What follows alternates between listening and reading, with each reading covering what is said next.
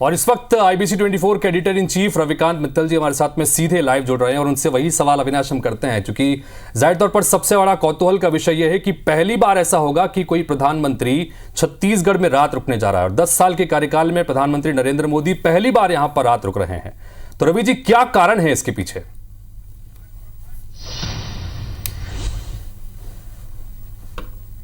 देखिए हितेश, ये बिल्कुल एकदम कौतूहल का विषय बना हुआ है कि आखिर प्रधानमंत्री नरेंद्र मोदी छत्तीसगढ़ में क्यों रुक रहे हैं रात को। क्योंकि ये अक्सर देखा गया है कि वो पूरी कैंपेनिंग पूरे देश भर में करते हैं लेकिन वापस दिल्ली लौट जाते हैं। इनफैक्ट जब वो मुख्यमंत्री होते थे और जब 2014 की बात है, जब वो प्रधानमंत्री पद के दावेदार थे और पूरे देश में जब वो कैंपेनिंग कर रहे थे, तब भी वो कहीं रुकते नहीं थे, वो अहमदाबाद लौट जाते थे और फिर वहीं से निकलते थे।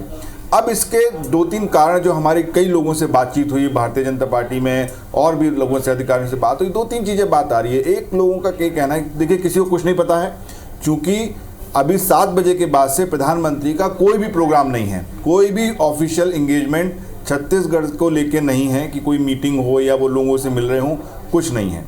तो एक जो कारण किसने बताया कि एक लॉजिस्टिक कारण हो सकता है कि कल चूंकि उनको छत्तीसगढ़ में एक और सभा करनी है अंबिकापुर में, उसके बाद उनको मध्य प्रदेश जाना है, उनका कल दिन भर के 2-3 प्रोग्राम मध्य प्रदेश में है, तो एक लॉजिस्टिक कारण है कि जाते दिल्ली फिर सुबह वापस आते, तो इसलिए उन्होंने रुकना उचित समझा। लेकिन कभी भी इस तरीके की चीज़ सिंपल नहीं, क्योंकि मोदी जी को तो माना जाता है कि बहुत मेहनत करते हैं, सारा काम इतने टाइम घूमते हैं, उनको परेशानी नहीं होती है, और कोई भी जो काम करते हैं वो सोची समझी एक रणनीति के तहत होता है।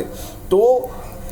क्योंकि पहले दौर के बाद जिस तरीके की बातें आई कि चुनाव ठंडा रहा, लोग वोट करने नहीं निकले, और छत्तीसगढ़ के बारे में क्या रिपोर्ट उनके पास पहुंची, तो कहीं ऐसा तो नहीं कि कुछ उसकी स्ट्रेटजी बनाना हो। लेकिन जब स्ट्रेटजी बनानी है तो किसी से मिल नहीं रहे, ये बात भी मैं आपको कंफर्म कर दूं, कोई ऑफिशियल मीटिंग नहीं है और केवल 11 सीटें हैं। लेकिन ऐसा एक मानना है कि एक माहौल बनता है, क्योंकि आज अगर आपने भाषणों में देखा, उन्होंने कहा कि देखिए मैं आपके लिए लगातार काम कर रहा हूं, बिना छुट्टी के काम कर रहा हूं, सब केवल मेरा पूरा जीवन आपके लिए लगा हुआ है। तो एक जनता को लगता है कि प्रधानमंत्री केवल दिल्ली में नहीं, हमारे राज्य में भी रुकते हैं। और ये केवल 11 सीट बात नहीं है, क्योंकि आप अगर देखेंगे तो छत्तीसगढ़ के आसपास 7 राज्य इससे सटे हुए हैं। मध्य प्रदेश है, महाराष्ट्र है, उत्तर प्रदेश है, आंध्रा है, तेलंगाना है, उड़ीसा है। तो एक बड़ा मैसेज होके जाता है कि अरे प्रधानमंत्री आए और छत्तीसगढ़ में रुके, फिर वहीं से उन्होंने दूसरी जगह गए मध्य प्रदेश में। तो एक इस तरीके का पूरा उनका एक माहौल बनता है उसमें। और